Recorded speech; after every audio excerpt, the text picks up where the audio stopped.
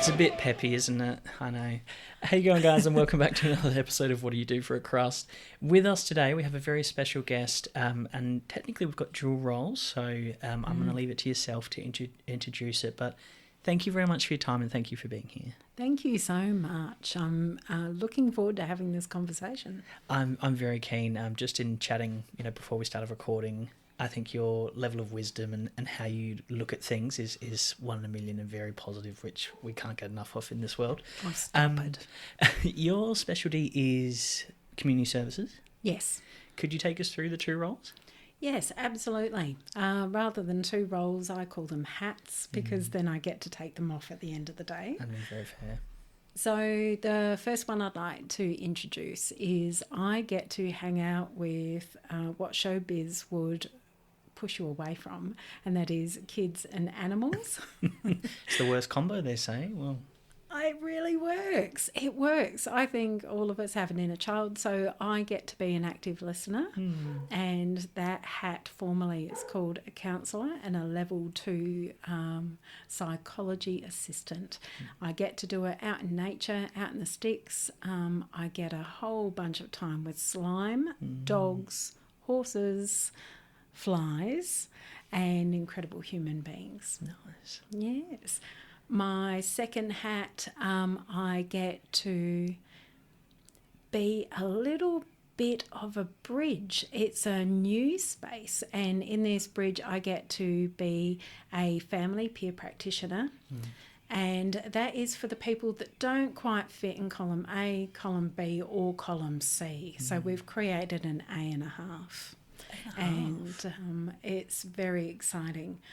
Both spaces, my connected allied health community is strong, and so I'm supported in that circle for anywhere that someone may need to navigate to after having a conversation with me. So that's really cool. Very fair. Normally in this part of the podcast we do a segment called our first five or a fast five, and I don't know how we'll go for the two because I don't think it's a fair avenue for, say, salary range and such. So, because, it's obviously a blend. Could we talk about the general pros and cons, I guess, for both of those roles, or community services in general as well? And I know that's a very broad coverage, so I do apologise to the openness of that question. No, I appreciate the openness to that because it's not so clear cut. Community services, I think when anyone's tapping into it, either into the workforce or as a person that's got unmet needs, will find it's quite convoluted and confusing. Yeah, very fair. Yeah. So pros and cons. Pros. I get to be myself every day, and that's a requirement for the role. I get to be a human first, and because I'm meeting a fellow human, that's a pro. A con, I have to be myself on days. Well, that's not fair. On days where it's really hard, and it's hard. Have I cried at work? Yes. Is that a pro or a con? Depends on the day. I mean, it depends on the cry, because I do think crying can be very therapeutic, and there are happy tears and joyful tears as well as sad tears. Absolutely. Yeah, I've cried with and I've cried for. And yeah, I'm sorry, not sorry every single time. I don't mind the privilege of being in a work environment that actually supports that. Yeah, and that's for both roles. It's really good. Very fair. Yeah. I think probably the next one's a really good segue to key attributes and qualities or traits of someone, specifically working in community services. Yeah. What I've noticed in really great members of a community service are humanity first, humility next, a hunger for what can be, and a little bit of a dark sense of humour, just a sprinkling. I like the dark sense of humour. I mean, life sometimes is a really positive place, but sometimes it is grim. Yeah. And a little bit of dark humour goes a long way sometimes. It really does. I go sometimes too far. I mean, that's the joy of dark humour, isn't it? Can you really go too far? I don't think there's a line. And if there is, I just keep kicking it over that last line. Yeah. Very fair. again, I don't know if this one really is going to be a fair question to a certain point, but I mean, growth opportunities in community services, there are so many different opportunities.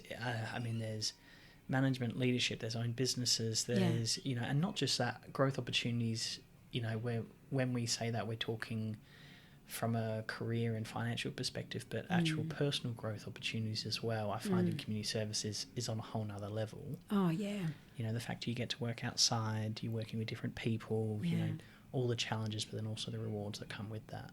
Oh, yeah. Well, giving the example of working with horses in a therapeutic space, usually if you're sitting down to talk about the nitty-gritty, if your practitioner was to get up and walk out of the room or even defecate, you know, you'd be feeling a certain way. Yeah. This is something that happens in the natural environment with horses as part of that therapeutic team. And what can I say about that? I can say that the attributes that we were talking about before, I think it's openness as well is something I'd say. That's also a growth opportunity. I'm going to butcher this old school quote, but I remember when I first started in my background in mental health, and someone very senior to me told me, what's the best thing you do to make a flower grow? And I had no idea. And this person was very blunt and said, throw shit on it.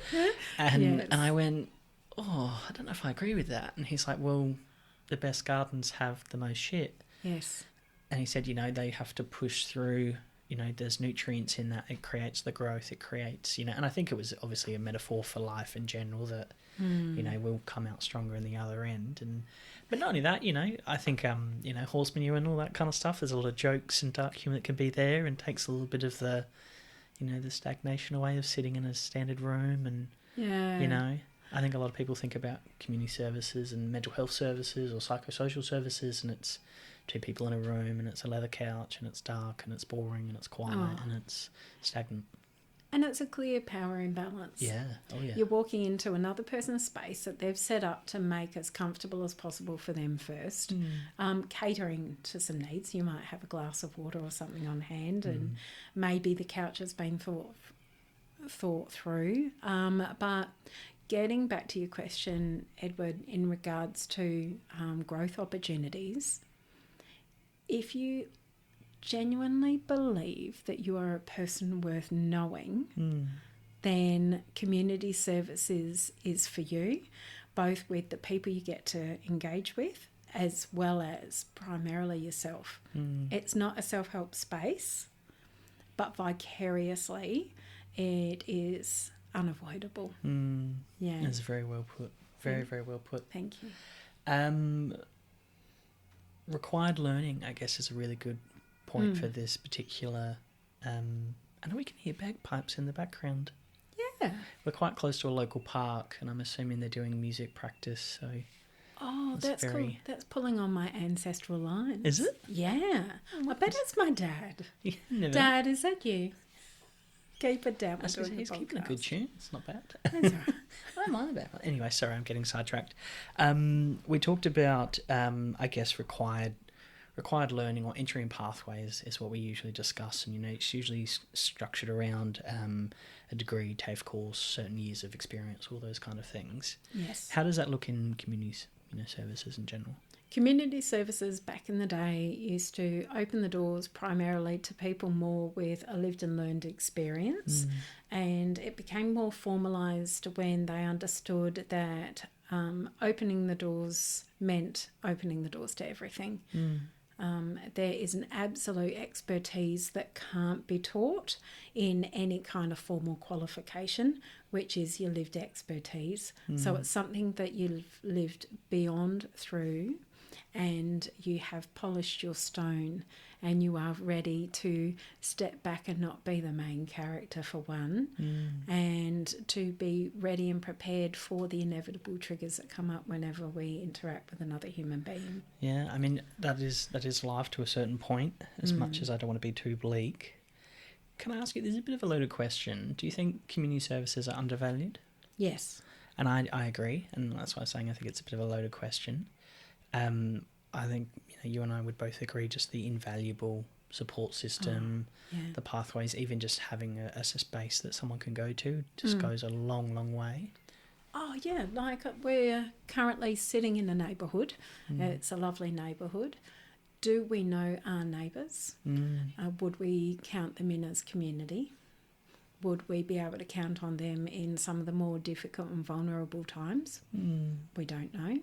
But community services is something that is there because we have that unmet need, and that is community. It feels like we've lost a sense of community over the years. You always hear those stories of big Christmas parties or even just street parties, where someone rolls out a barbecue or, they play around a cricket or whatever it might be. It just seems like we don't do that anymore. No, we don't. We've become, we have a perception that it is safer to stay within our own reality. And I think reaching out and reaching in takes a great degree of vulnerability.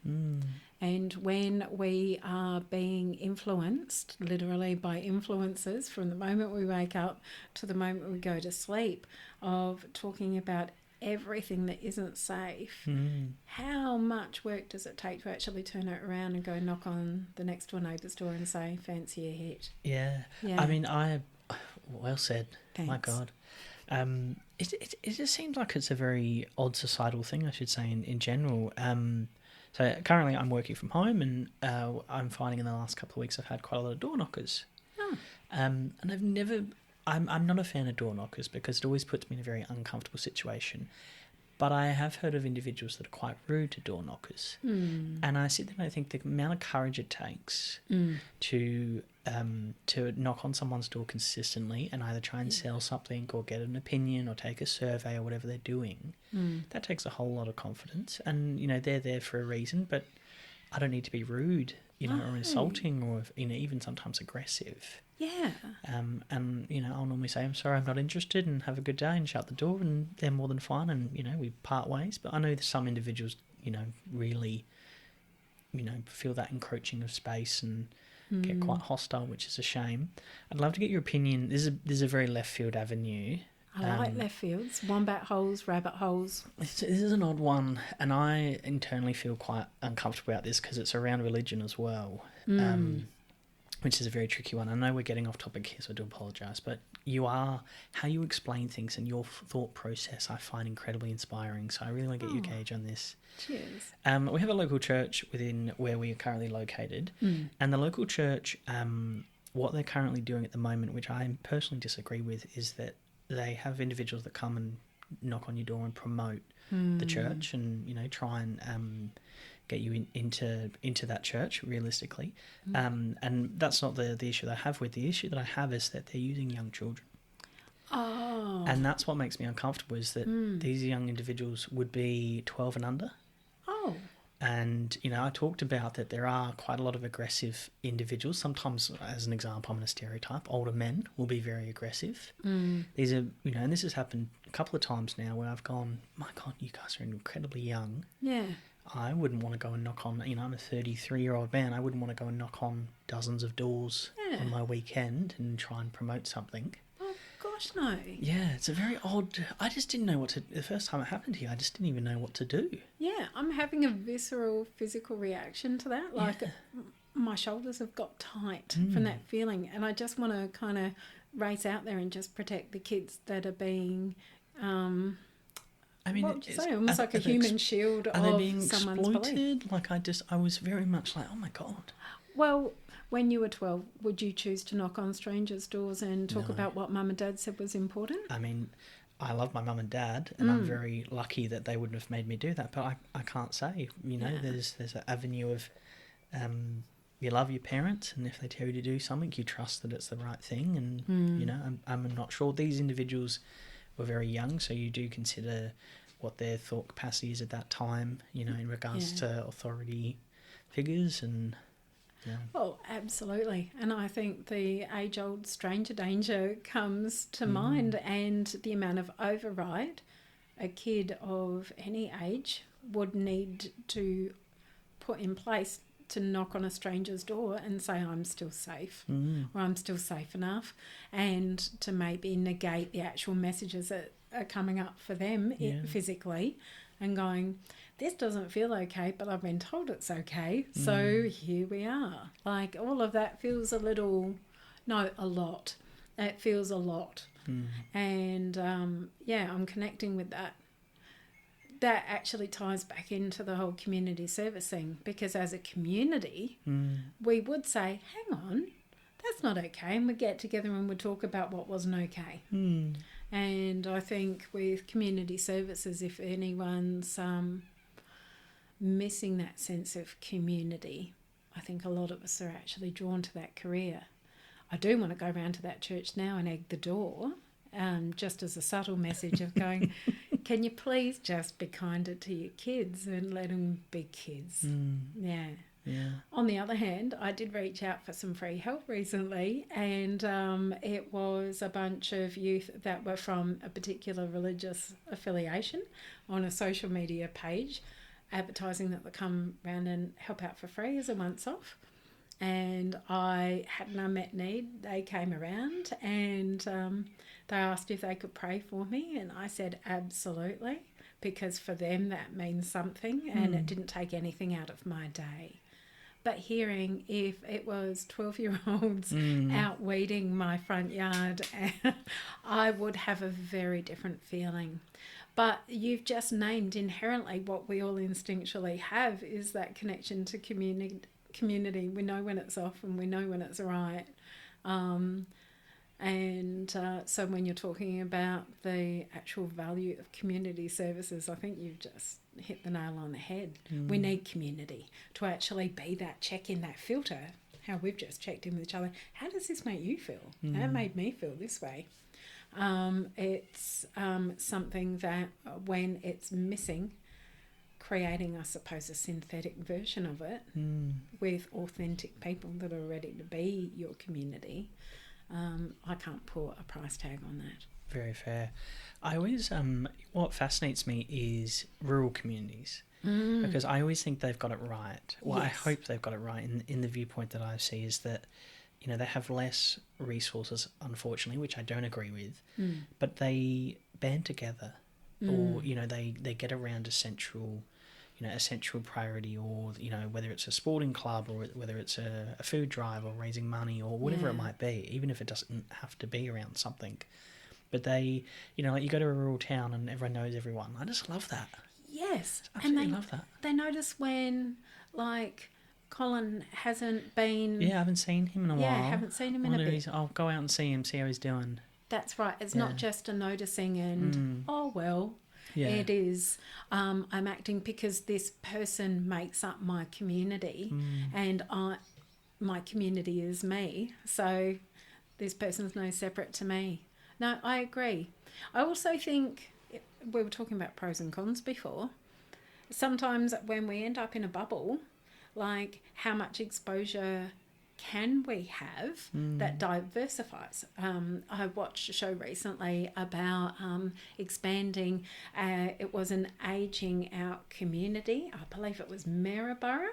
And so they brought in newly arrived Australians to see how that will go, introducing each other. And some people were completely on board, and some people said, actually, I don't see my community here, or I don't see my community in you. And that became a bit of a gap. So I think that also comes down to with community services is the diversity opportunities that you can have. Like, I wouldn't usually open the door if someone random just rocked up and rang my doorbell.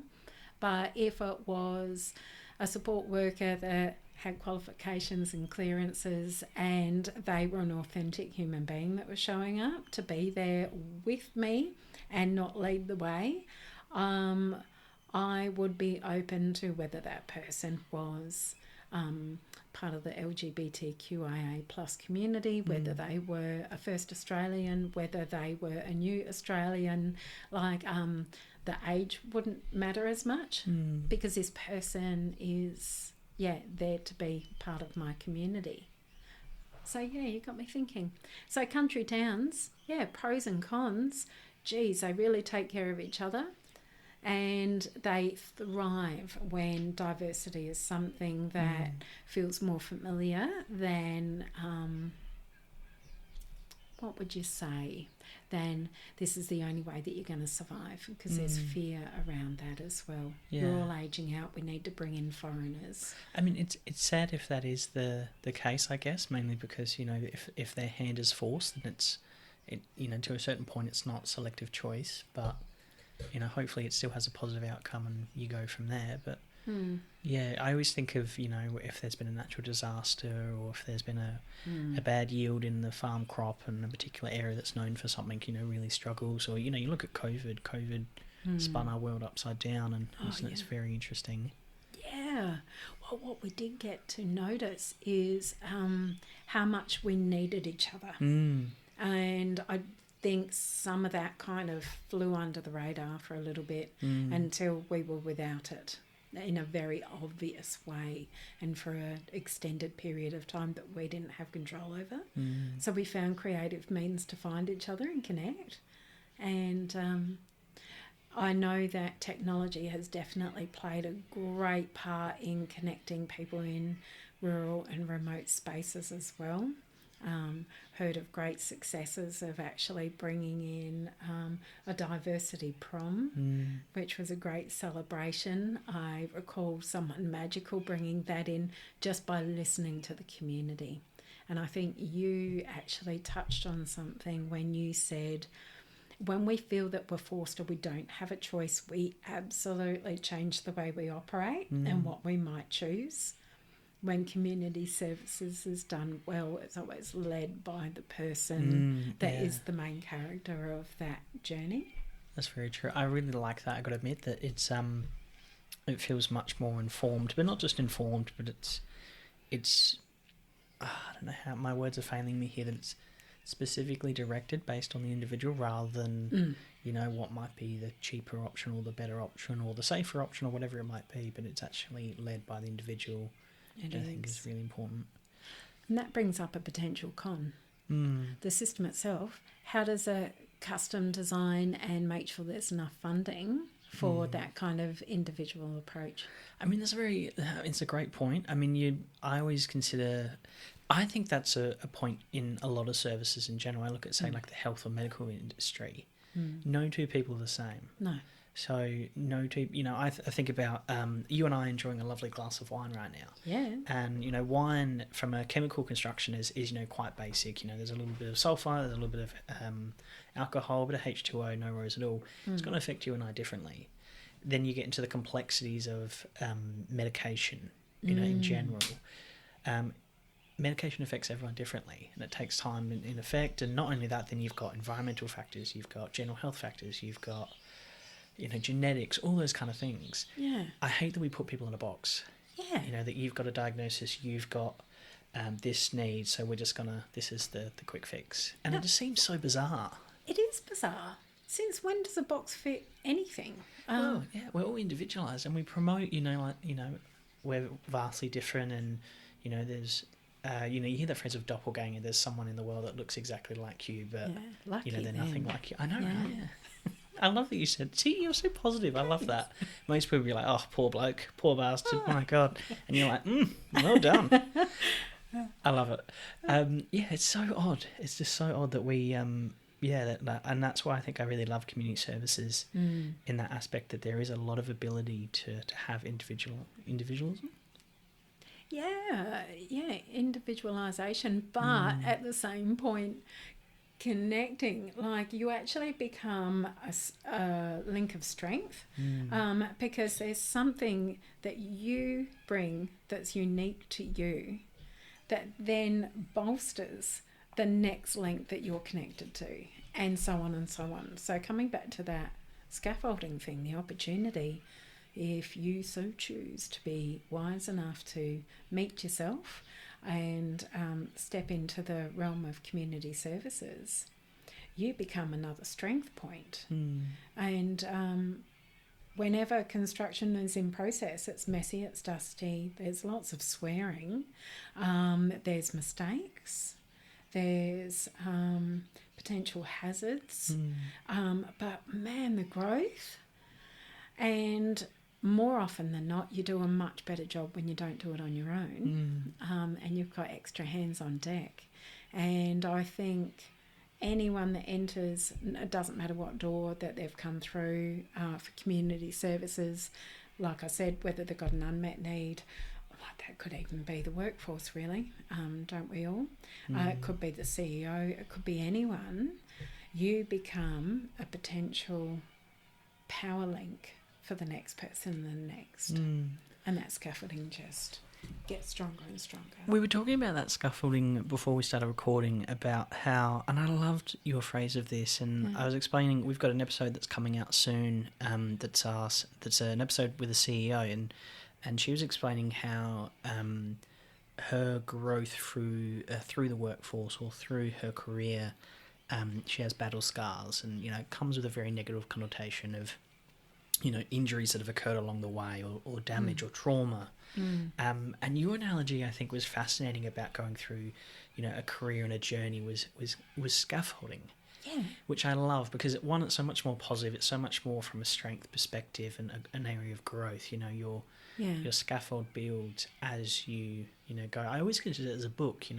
It's a different chapter and you add another page and it's more knowledge. But I like the scaffolding. I really do. It's quite a physical, practical thing that I think is really, I can just picture it in my mind, which I really like. It really is. And same with me, as I sit here and I think about the first time I ever used a figurative hammer. I hadn't used one before, but that didn't make me someone that wasn't equipped to build a pathway to understanding better who I am and what my strengths are. And without that scaffolding, I would have had to start from scratch so many times. So when I think about scarring, I think of the first word that comes from my heart is regret. I don't have that.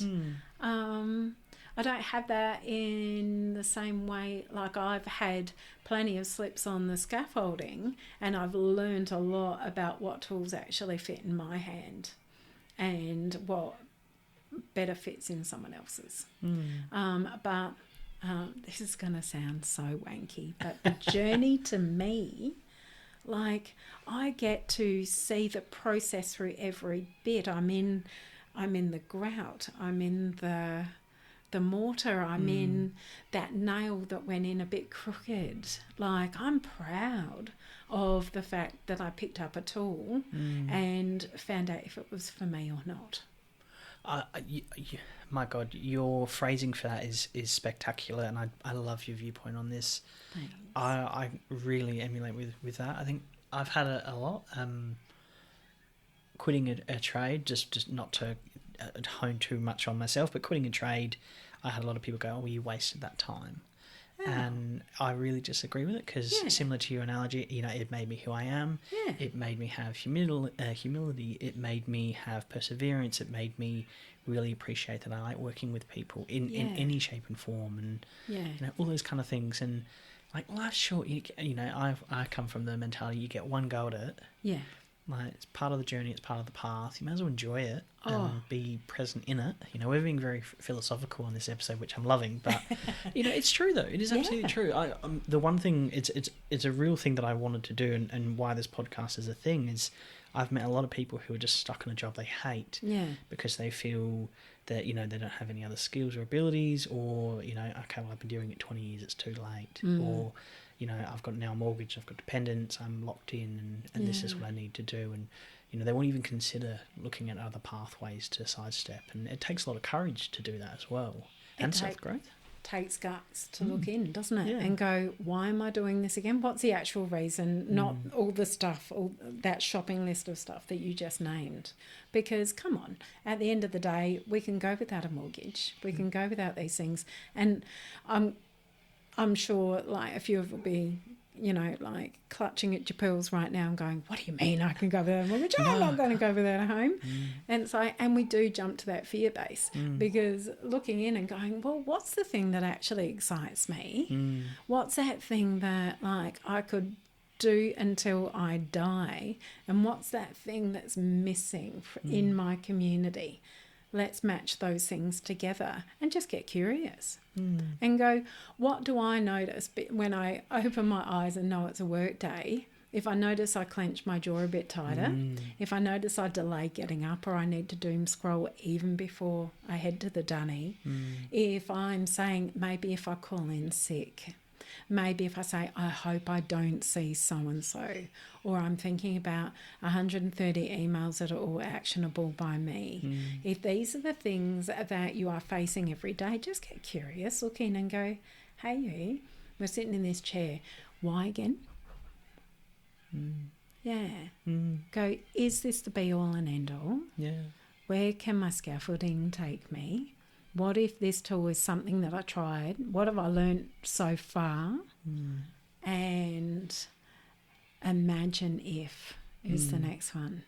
Imagine I wake up in the morning and I'm looking forward to, or my jaw's a little looser. I don't doom scroll for as long. I don't doom scroll for as long. Can I ask you, what if someone doesn't know what that looks like?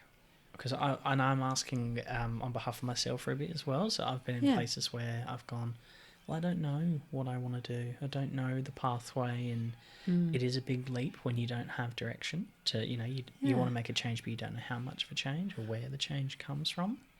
What sign? Well, my first question is, what signposts are most important to you right now? Very fair. You said you were looking for direction. Do you trust yourself? Or are you requiring an external signpost? Get curious about what it is that you're following and why you feel you can't take a step yet. I definitely agree. I 100% agree. And I would say for individuals who have that kind of similar thought process, talk to people. Yeah. Absolutely talk to people. I was thinking about doing this podcast for a year and a half before I started it. Yeah. And I've talked about it dozens and dozens of times. And my wonderful and beautiful supportive wife said, just go do it. Just why, do it. why not? Right. And I went, I can't start a podcast. Why would I start a podcast? I can't do that. And she's like, why can't not? you? Yeah.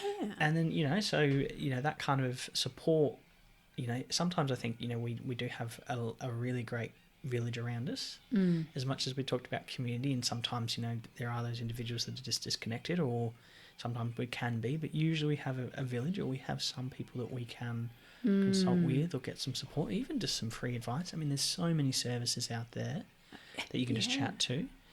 Go to your local community centre. Yeah, why not? Ask the person that never got to be what they wanted to be doing because they didn't give themselves permission, because old mate told them, nah, if you do that you'll be wasting time.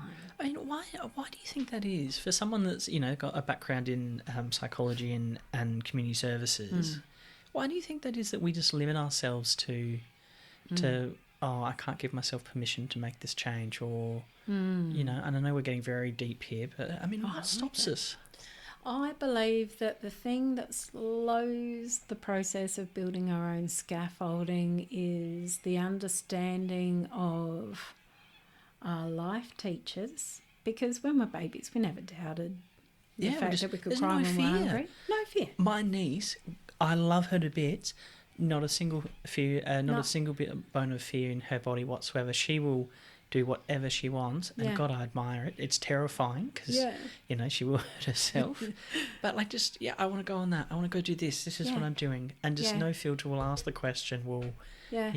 She's not saying, "Do I look fat in this?" before I go down the slide. I'm wearing, we went around there a couple of weeks ago, and she was wearing different shoes. Yeah. And I went, "Oh, you wearing different shoes?" She said, "Yeah, I wanted to." Yeah. I was like, my God, I wish I had that courage. Yeah. I mean, I've never wanted to wear different shoes, but I just loved I asked the question, probably from a bit of a judgmental perspective when I didn't mean to, and just the confidence of this little girl to go, I wanted to. Yeah. Our limiting beliefs were put in place by other people that were also told that they'd be safer if they listened to someone else outside of what their inside was telling them. If it feels right, roll down the hill. Fall forward. You said, I wish I had the courage. That makes me want to ask you the question, whose permission are you waiting on? I mean, I have no idea. Yeah. There's quite an interesting article that's going around. I can't remember it, but I might try and add it to the comments of this episode. And it talks about the insecurities between men and women specifically. And it talks about, it really hones in on men and how they just seem to have, particularly in the workforce, they seem to have much less insecurities. And they sort of talk about that's not just, that men should have even more insecurities. And they give the example of a man and a woman are both going for the same job, same experience, same qualities, exact same on paper. But the man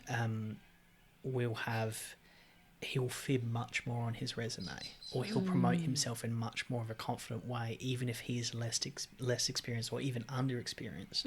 Whereas a female is more likely to be honest and just and humble to say, I might not be the best at this, but I'm able to learn and I adapt things very quickly and that kind of thing. Whereas men kind of bullshit their way through. Yeah, which it's fascinating, and it talks about the psychology of men have. They talk about that they name it as a dungeon. The men have a deeper dungeon of insecurity, and we just push it further down from the male perspective, whereas women are much more open. And whether you agree with it or not, it's a fascinating read because it talks about how a lot of men get to a position because they're willing to take a larger leap, but then they're usually shitter at the job as well. So yeah. Well, there's an expectation that a man should be prepared to step into a role with great responsibility. And I think our social constructs really inform that, whereas a female is taught to take up less space, to be more humble, that an aggressive female is one that will share their opinion. Yes. Yeah.